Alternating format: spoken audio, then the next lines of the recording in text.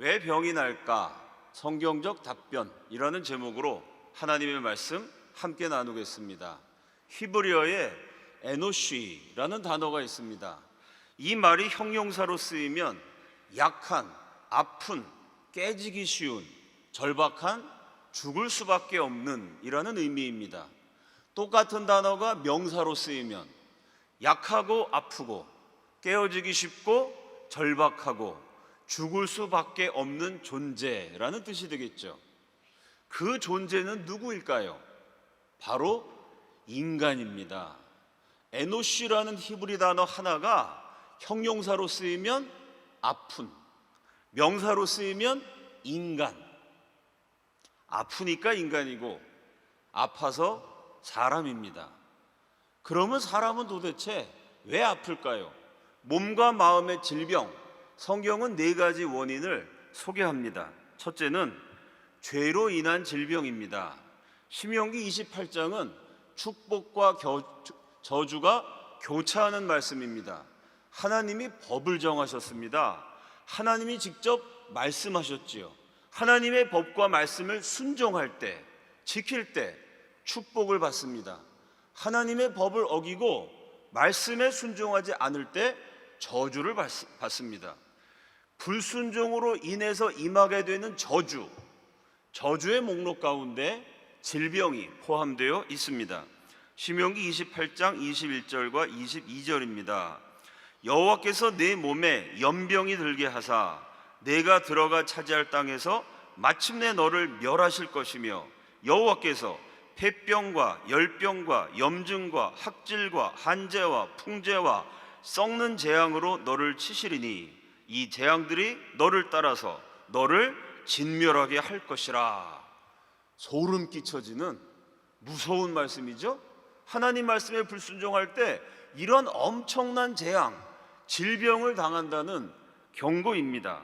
이 구절에 연병, 폐병, 열병, 염증, 학질과 같은 질병의 이름이 구체적으로 열거되어 있습니다. 불순종하는 자를 하나님이 질병으로 치신다. 까마득한 옛날에 주신 말씀이지만 오늘날에도 여전히 적용됩니다. 한국교회가 존경하는 박보영 목사님께서 자주 소개하셨던 사례가 있습니다. 교회의 중직자가 헌금을 몰래 오랫동안 훔쳐오다가 발각이 됐습니다. 그분이 하는 얘기가 처음에 교회 돈을 착복하면서 너무 무서웠다는 거예요. 당장 하나님이 나타나셔서 벼락을 내리시는 거 아닐까? 당장 하나님께 심판받고 벌 받을까 봐 무서워서 벌벌 떨으셨다는 겁니다. 그런데 1년이 지나고 2년이 지나가니까 죄악이라는 것도 적응이 되고 죄악이라는 것에도 나름대로 면역이 생깁니다. 처음에는 무서워서 벌벌 떨었는데 1년, 2년, 3년 죄와 동행하는 세월이 쌓여지니까요, 나중에는 무서운 것도 없어지더랍니다. 이제라도 회개하고 예수를 믿으라고 권면했더니 이렇게 대답을 하셨답니다. 어떻게 하지요? 아무리 하려고 해도 저는 회개가 안 됩니다. 그분이 갑작스럽게 불치병에 걸렸습니다. 병이 낫도록 전 교회가 기도하고 사역자들이 열심히 집에 찾아갔습니다. 그때마다 했던 말, 저는 낫지 않아요. 저 때문에 헛수고하지 마세요. 벌 받아서 병이 생겼고 벌 받아서 죽을 겁니다. 불치병에 걸리자마자 한 달 만에 세상을 떠나셨다는데 마지막 유언, 저 문이 너무 좁아. 저 문이 저렇게 좁은데 내가 어떻게 들어갈 수가 있겠어? 저 문은 너무 좁아. 나는 들어갈 수 없어. 슬프게 떠나버린 인생인데 그분이 남긴 한마디 한마디가 가슴을 울립니다. 처음에는 무서웠는데 나중에는 익숙해지니까 안 무서웠어요. 어떻게 하죠? 저는 회개가 안 돼요. 저 문은 너무 좁아. 그런데 내가 어떻게 들어가? 성경의 중요한 진리가 저물어가는 한 인생의 뼈아픈 고백 속에 고스란히 담겨져 있습니다. 사랑하는 여러분, 죄라는 거는요, 익숙해지기 전에, 거기 적응되기 전에, 아예 죄에 대해서 면역이 생기기 전에 빨리 처리해야 됩니다. 이러다가 벌받지 하나님이 양심의 가책을 주실 때 그 자리에서 회개해 버려야 됩니다. 회개해서 돌아설 수 있다면 그것 자체가 얼마나 큰 은혜인지 모릅니다. 아무리 회개하려고 해도요, 회개조차도 안 되는 때가 있고 회개마저도 안 되는 사람도 있습니다. 그리고 마지막에는요, 좁은 문을 통과해야 하는 인생입니다. 저와 여러분의 과정이 회개이고 저와 여러분의 결국이 천국이기를 예수 그리스도 이름으로 축원합니다. 둘째로, 죄와 상관없이 하나님의 뜻에 의해서 질병이 생길 수 있습니다. 병이 걸렸다고 무조건 죄 때문이라고 단정하면 안 됩니다. 과거에는 목사님들이 아무리 아파도 병원을 못 가셨던 시절이 있습니다. 목사가 병원 가면 본이 안 된다, 기도 안 해서 병 났다, 믿음이 없으니까 병 났다, 뭐 이런 식으로 아픈데 참 오해까지도 받고 정죄까지도 했던 그런 시절이 있었습니다. 지금은 이런 게 많이 없어졌죠. 여러분, 누군가 아프다 그랬을 때, 병 났다 그랬을 때, 물론 그게 죄 때문에 하나님이 내리시는 심판일 수도 있습니다. 그게 심판인지 아닌지는 하나님이 아시겠죠. 사람이 그걸 함부로 판단해 갖고요, 누군가가 아프고 누군가가 병들었을 때 저 사람 벌 받은 거야, 절대 함부로 말하면 안 됩니다. 죄를 지어서가 아니라 오히려 죄가 너무 없어서 너무나 의롭게 살아서 병에 걸린 사례도 있습니다. 대표적인 사람, 성경에 나오는 욥이지요. 욥이 피부병에 걸려서 온몸이 썩어 문드러졌습니다. 너무 가려워서 긁고 싶은데요, 이 손가락마저도 상태가 안 좋아요. 아마 손가락에서도 병이 들어서 나병 같은 거 걸리면 손가락에 잘못해서 힘주면요, 손가락이 부러집니다. 그런 지경이었을지도 모르죠. 손가락으로 긁고 싶은데 손가락마저 온전치 못하니 욥이 기와장을 집어다가 가려운 몸을 긁는 정말 불쌍하고 비참한 신세가 되었습니다. 욥의 고난을 통해서 두 가지 진리가 제시됐습니다. 첫째는 순수한 신앙입니다. 욥은 하나님의 말씀을 따라 의롭고 바르게 살았지요. 얼마나 훌륭했는지 우리 하나님이 자랑할 정도였습니다. 욥을 봤냐? 저렇게 의로운 사람이 없다, 저렇게 나를 사랑하고 신실하게 따르는 성도가 없다고 하나님이 자랑하셨어요. 그러자 사탄이 욥을 고소합니다. 하나님, 모르시는 말씀입니다. 욥이 왜 하나님을 사랑할까요? 욥이 왜 하나님을 충성할까요? 듬뿍 주셨으니까 그렇죠. 돈도 주시고 가축도 주시고 맛있는 음식도 주시고 멋진 화려한 의리의리한 저택도 주시고 예쁘고 잘생기고 똑똑한 아들 딸도 많이 주시고 건강까지 주셨으니, 하나님이 그렇게 많이 주셨으니까 받아서 좋아하는 거고, 축복을 받아서 부자가 돼서 편안하게 행복하게 사니까 하나님을 찬양하는 거죠. 하나님이 주신 거 뺏어 보세요. 욥도 달라질 겁니다. 사탄의 고소를 들으신 하나님이 욥에게 고난과 질병을 허락하셨습니다. 욥이 누리던 것이 하루아침에 날아가 버렸어요. 재산이 날아가고 자녀들이 날아가고 아내에게 저주를 받는 신세가 되고 머리끝부터 발끝까지 병에 걸려서 욥이 뭐라고 말했냐면요, 침 삼킬 동안도 나를 가만히 놔주지 아니하시는도다. 침이 목구멍에 넘어가는 그 순간, 단 몇 초의 짧은 시간에도요, 고통이 나를 놔주지 않습니다. 그 욥의 아내가 와서 말하죠. 당신이 이 지경이 됐으니 하나님을 저주하고 죽으라. 원어 성경을 보면 저주가 아니라 축복입니다. 하나님을 축복하고 죽으라.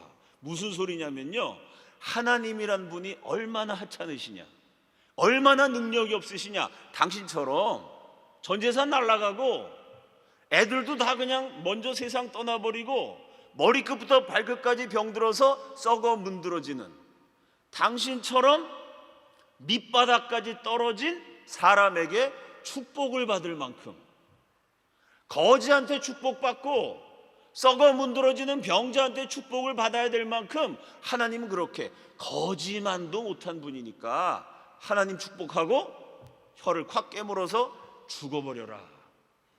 와, 아내까지 이런 얘기를 하는 지경이 됐습니다. 그런데도 욥이요, 하나님을 원망하지 않아요. 주신 자도 여호와시요 취하신 자도 여호와시니 나는 오직 여호와를 찬양할지라. 모든 것을 빼앗겨도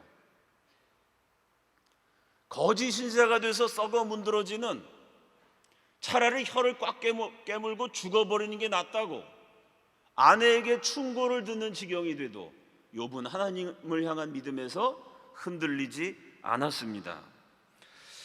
세상이 온통 이해관계로 돌아갑니다. 나에게 주는 게 있어야 헌신도 하죠.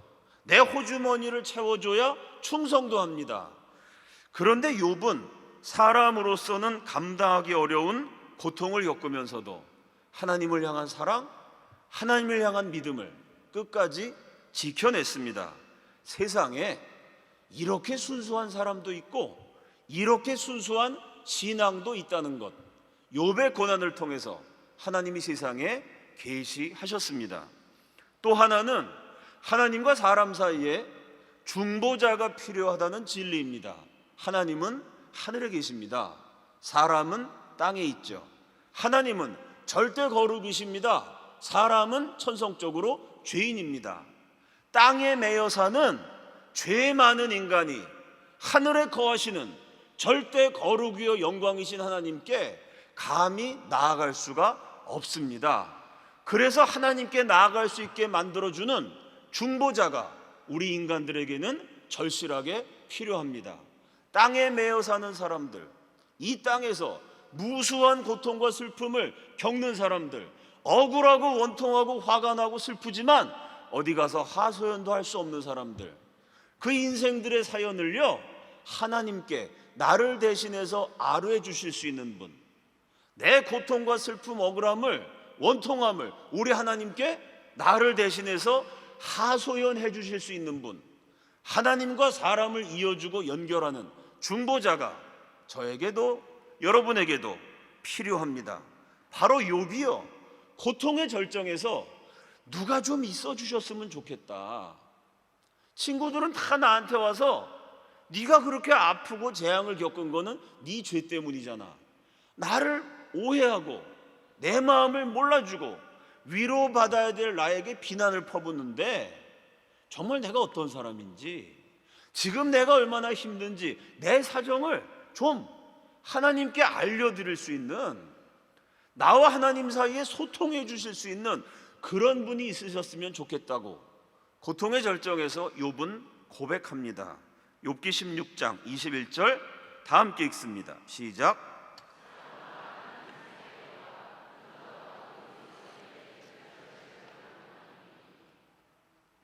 하나님과 사람 사이를 연결하기 위해서, 이어주기 위해서, 소통하기 위해서, 사람의 사정을 하나님께 알려드리기 위해서 우리의 고통과 슬픔을 몸소 겪으시고자 사람의 몸으로 이 땅에 내려오신 중보자, 바로 그분이 하나님의 아들 예수 그리스도이신 줄로 믿습니다. 욥이 고난의 절정에서 깨달은 것은 사람에게 중보자이신 예수님이 필요하다는 진리입니다.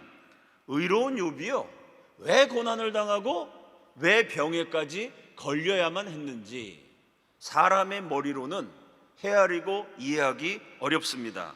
다만 우리가 알 수 있는 것은 욥의 고난을 통해 아무런 조건 없이 하나님을 사랑하는 순수한 신앙, 그리고 하나님과 사람 사이를 이어주는 중보자가 필요하다는 진리가 계시되었다는 사실입니다. 사람이 이해할 수 없는 하나님의 뜻에 의해서 의인이 고난을 당했고 그 의인의 고난을 통해 하나님은 귀중한 진리를 저와 여러분에게 계시하셨습니다. 셋째는 악한 영에 의한 질병입니다. 성경에는 귀신 들림, 마귀 역사, 사탄의 작용에 의해서 질병에 걸린 사례들이 있습니다. 누가복음 13장에는요 귀신의 역사로 18년 동안 앓으면서 고생했던 여인이 소개됩니다. 18년 동안 귀신이 어떻게 괴롭혔냐면 몸이 꼬부러지게 만들어서 펴지 못했다고 말합니다. 몸을 펴지 못하고 18년 동안이나 구부러진 채 살았던 여인, 이 정체 모른 질병의 원인은 귀신이었습니다. 예수님은 그녀를 가리켜 18해 동안 사탄에게 매인받은 아브라함의 딸이라고 부르셨습니다. 마가복음 9장에는 어려서부터 귀신 들렸던 아이가 나옵니다. 물속에도 뛰어들어가고 불 속에도 달려 들어갑니다. 물불을 가리지 않고 몸을 던지니 머리끝부터 발끝까지 성한 데가 없겠죠. 어려서부터 귀신에게 고통당했던 아이, 아버지가 아들의 손을 붙들고 예수님 제자들에게 데려갔습니다. 제자들이 귀신을 쫓으려고 그랬는데 실패를 하죠. 결국 예수님이 귀신을 쫓아내시고 아이가 치유됩니다. 나중에 제자들이 예수님을 찾아와서 질문합니다. 우리는 어찌하여 능히 그 귀신을 쫓아내지 못하였나이까? 예수께서 대답하신 말씀 마가복음 9장 29절입니다. 이르시되 기도 외에 다른 것으로는 이런 종류가 나갈 수 없느니라 하시니라. 다 함께 따라합시다. 기도가 능력이다. 옆 사람에게 얘기해 봅시다. 기도해서 능력 받읍시다. 귀신을 쫓아내는 능력, 병자를 일으키는 능력, 질병을 치유하는 능력, 오직 기도하는 자에게 주어지는 줄로 믿습니다. 또 한번 따라합시다. 은혜 뒤에는 기도가 있어야 한다. 사람들이 은혜 받기를 사모합니다. 은혜 받으려고 교회 나오죠? 예배 드리면서 실제로 많이들 은혜를 받습니다. 찬양을 하다 보면 마음이 열리고요, 말씀을 듣다 보면 감동이 되기도 합니다. 예배를 드리면서 앞에서 보면요 눈물을 줄줄줄 흘리는 성도님들도 많이 보입니다. 그런데 교회에서 받은 은혜가, 예배 때 받은 은혜가요 세상의 능력으로 연결되지 않을 때도 많습니다. 교회에서 은혜 받았습니다. 찬양하면서 말씀 들으면서 눈물이 줄줄 흘렸어요. 아멘으로 화답했습니다. 그런데 세상에 나가면 어찌 된 일인지 판판이 깨집니다. 세상에서 버텨내고 이겨내지를 못해요. 고통과 장벽이 있을 때 돌파해내지를 못합니다. 유혹에 흔들리고 세상의 패배에서 굴복해 버릴 때가 너무나 많습니다. 왜 그럴까요? 은혜는 받았는데 기도가 부족하기 때문입니다. 사랑하는 여러분, 은혜 받고 기도하지 않으면요 그 은혜가 능력이 되질 않아요. 은혜 받고 기도가 뒤따르지 않으면 한때의 감동으로 그치고 맙니다. 그냥 예배 때 은혜 한번 받은 거예요. 감동 한번 받은 겁니다. 눈물 한번 흘렸어요. 아멘 한번 화답했습니다. 그리고 끝.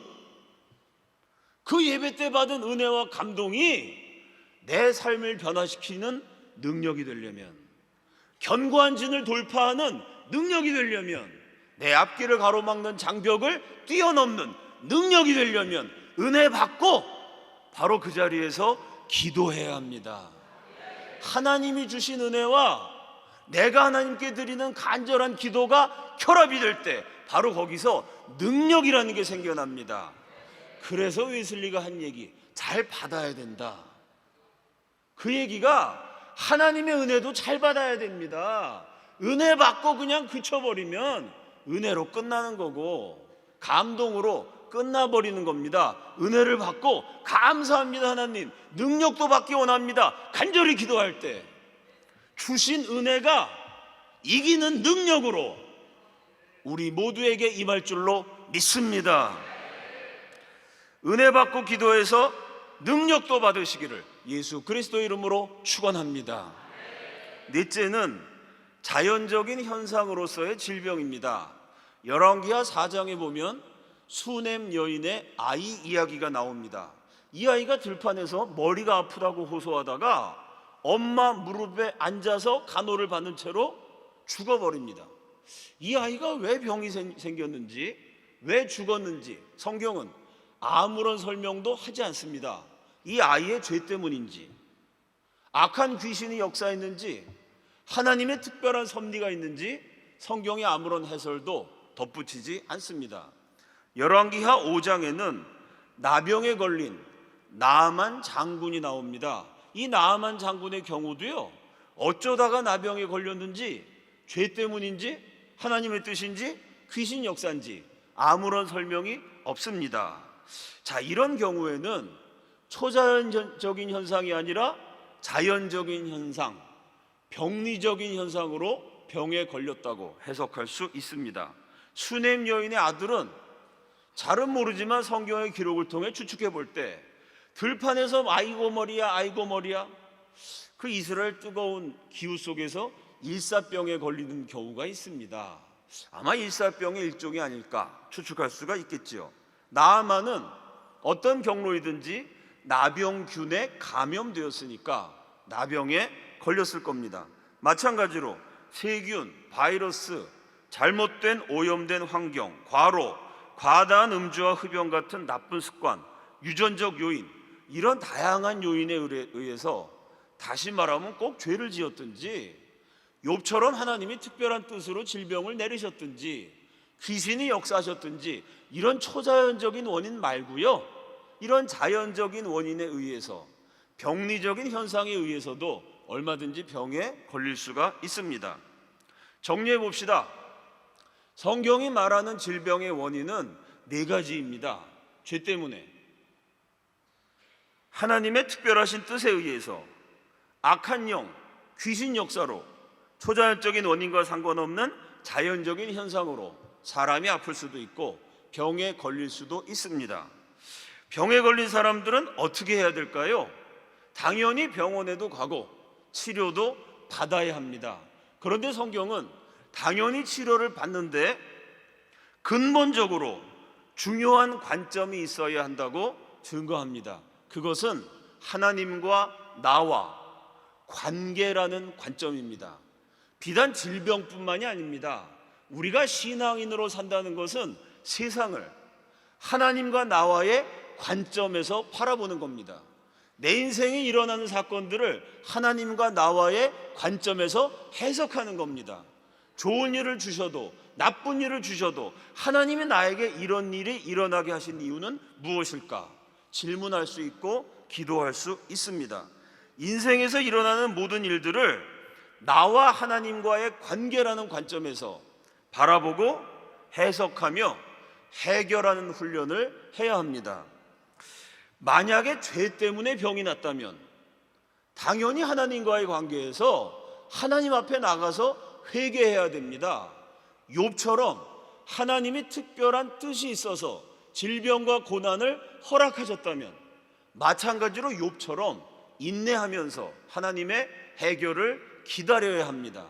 귀신 역사 사탄의 작용에 의해서 병에 걸렸다면 하나님 의지해서 예수 그리스도의 이름으로 마귀를 쫓아야 합니다. 자연적인 원인에 의해서 병이 생겼다면 치료자이신 하나님이 치료해 주시도록 기도해야 됩니다. 어떤 원인으로 병이 걸렸든지 간에 우리는 하나님께 나아가야 되고 하나님께 매달려야 됩니다. 신앙인이라는 존재는요, 아파도 하나님이고 건강해도 하나님입니다. 살아도 하나님이고 죽어도 하나님입니다. 그러지 않기를 바라지만 혹시 여러분 몸과 마음이 아픈 일이 생기시더라도 그 아픔, 그 고통, 그 질병 속에서 더욱 하나님께 매달리고 우리 하나님께 나아가 건강할 때보다 아플 때 하나님과의 관계가 더욱 깊고 친밀해지고 하나님의 풍성한 은혜를 더욱 깊이 누리시기를 예수 그리스도 이름으로 축원합니다. 성경은 병을 이야기하면서 동시에 사람을 이야기합니다. 여러분께 질문해 보겠습니다. 아파 보신 적 있으시죠? 병 걸려서 신음해 본 적 있으시죠? 병 때문에 아픈 적이 있고 사람 때문에 아픈 적도 있습니다. 뒤통수 맞고 등 뒤에 칼도 꽂히고 믿었던 사람에게 배신당하고 내 기대가 형편없이 추락해버리고 병 때문에 아플 때하고 사람 때문에 아플 때 언제가 더 아픈가요? 갑자기 싸해집니다. 아니 당연히 병 때문에 아픈 거겠죠. 병 걸리면 병원도 가고 치료해야 되고 아이고 아파 소리도 지르고 얼마나 아파요. 근데 내가 질문했는데 대답들을 안 하세요. 아유 주변에 그냥 험악한 분들이 많으신가 봅니다.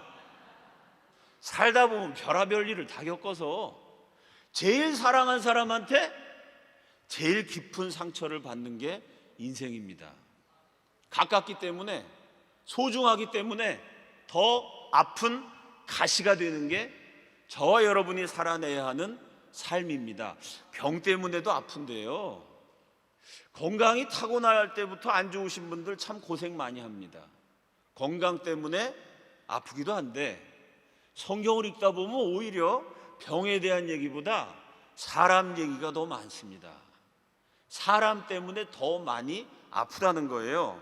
특히 시편을 읽어보면 내가 병들었을 때 하나님 내가 병들어 아파 죽겠습니다 그런 얘기 별로 없어요. 아니 내가 병들었더니 내가 자리 보존하고 누워있으니 아픈 것도 서러운데 인간들이 나를 가만히 안 둔다는 거예요. 내가 자꾸 아프니까 나를 무시해요. 아파서 돈도 못 버니까 나를 업신여깁니다. 긴 병에 효자 없다고 오래 자리 보존하고 누워있었더니요 가족들마저도 나를 귀찮아합니다. 시편에 제일 많이 나오는 내용이 뭐냐? 이 원수 같은 인간들이 와서 꼴 좋다, 너 하나님께 저주받은 거야, 야 너 아프니까 기도해봐. 네가 기도해봤자 하나님이 안 들어주셔. 너는 벌 받았으니까 네 죄 때문에 하나님이 벌을 내리신 거니까. 아니 내가 무슨 죄가 있다고. 시편에 보면 그런 내용이 한두 구절이 아닙니다. 구구절절이. 몸이 정말 아프지만 내가 몸이 아플 때 내 마음을 더 아프게 하는 사람들 때문에 더 많이 아프다는 그런 고백을 구구절절히 토로합니다.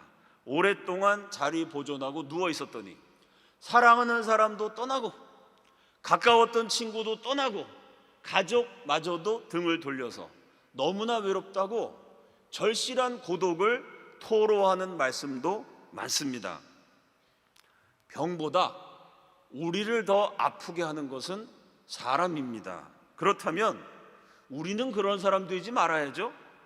아픈 사람을 더 아프게 만들면 예수 믿는 사람이 그렇게 살면 안 됩니다. 누군가 아프다면, 몸이 아프든 마음이 아프다면 마음이 아프든 아픈 사람이 있을 때 저와 여러분은 어떻게 행해야 할까요? 시편 41편 1절입니다. 다 함께 읽습니다. 시작.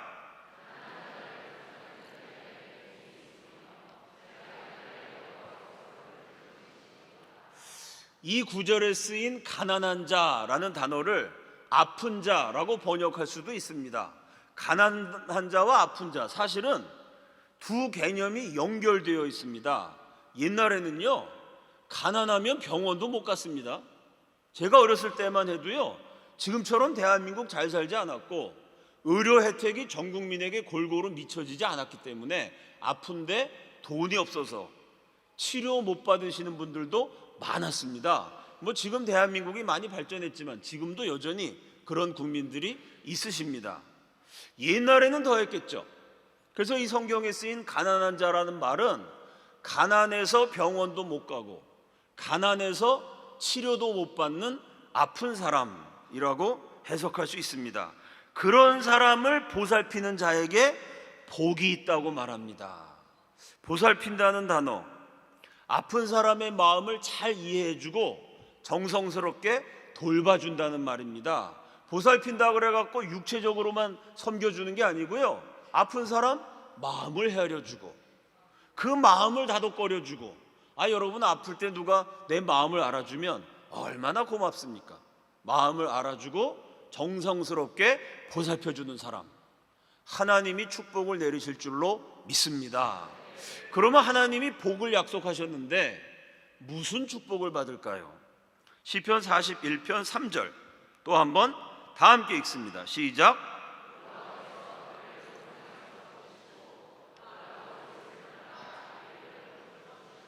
다 함께 따라합시다. 붙드시고. 또 한번 따라합시다. 고쳐주시나이다. 내가 아픈 사람을 잘 돌봐주면 나도 아플 때가 있잖아요.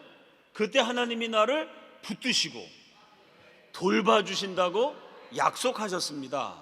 붙드신다는 단어는 지탱하다, 힘을 돋우다, 곁에 머물다, 이런 의미입니다. 여러분, 내가 앞에서 누워있는데요, 누군가 나를 지탱해 줍니다.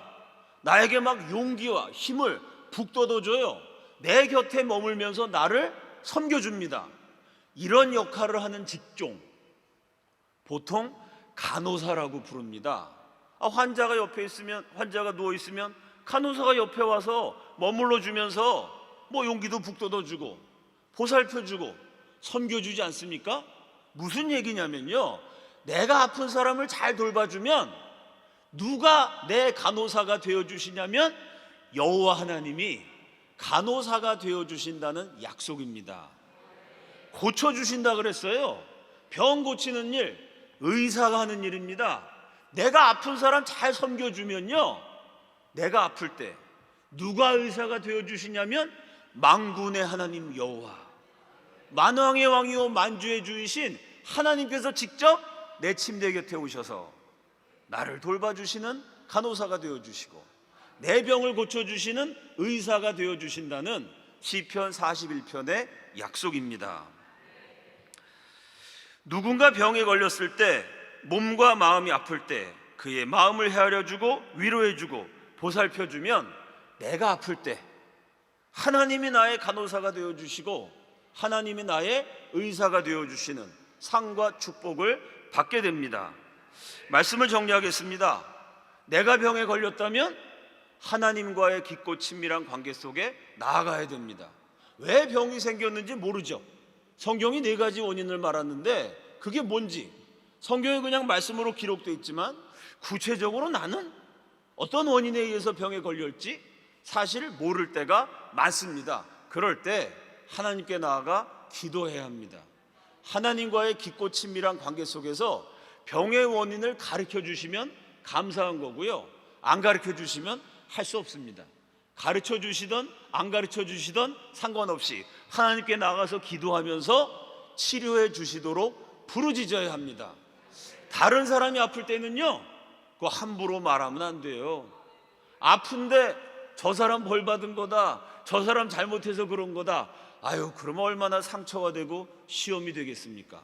그 누군가 아플 때는 정말 말 조심해야 되고 그 사람 마음을 잘 위로해주고 이해해주고 헤아려주고 그 병과 싸울 수 있도록, 그 병 때문에 무너지지 않도록 내가 기도하면서 섬겨주어야 합니다. 그러면 내가 아플 때 이 성경의 말씀처럼 하나님이 친히 나의 간호사가 되어주시고 하나님이 친히 나의 의사가 되어주실 줄로 믿습니다.